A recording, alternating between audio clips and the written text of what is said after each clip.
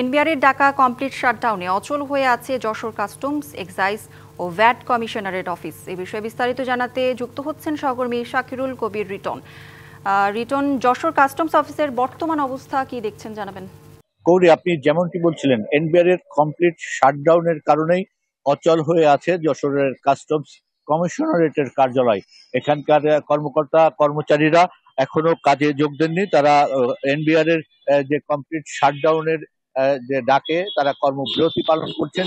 কোনো কাজ হচ্ছে না। একই সাথে যে আগে আপনার মাধ্যমে জানিয়েছিলাম যে বেনাপোল স্থলবন্দর অচল হয়ে পড়েছে। সেখানকার কাস্টমসের যে স্টাফ কর্মকর্তারা কোনো কাজ করছেন না, কাজে যোগ দেননি। ফলে গত 2 দিন বেনাপোল বন্দর থেকে কোনো আমদানি রপ্তানিবাহী পণ্য বা ট্রাক আসা যাওয়া করেনি, ভারত থেকে আসেনি বা বাংলাদেশ থেকেও কোনো পণ্যবাহী ট্রাক ভারতে যায়নি। একনল অ্যাডভান্সড হাইজিন সোপ, এবার জীবাণু ধুলাবালি ঘাম ক্লিন বোল্ড। শুল্কায়ন হয়নি, ফলে শত শত ট্রাক আটকা পড়েছে বেনাপোল এবং পেট্রাপোল উভয় দেশের সীমান্তে।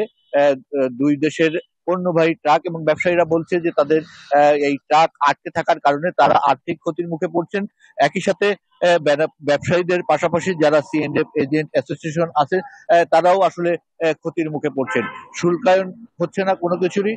একই সাথে যে আমি এখন যশোরের কাস্টমস কমিশনারেটে দাঁড়িয়ে আছি, এখান থেকেও ভ্যাট কমিশনারেটের কোনো কার্যক্রম নেই। তারা বলছেন যে তাদের দাবি আদায় না হওয়া পর্যন্ত তারা কাজে ফিরবেন না।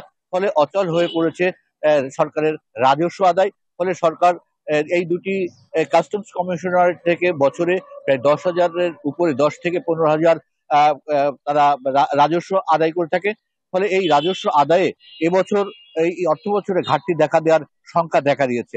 গৌরী, এই ছিল যশোর থেকে সর্বশেষ অবস্থা। রিটন, ধন্যবাদ আপনাকে।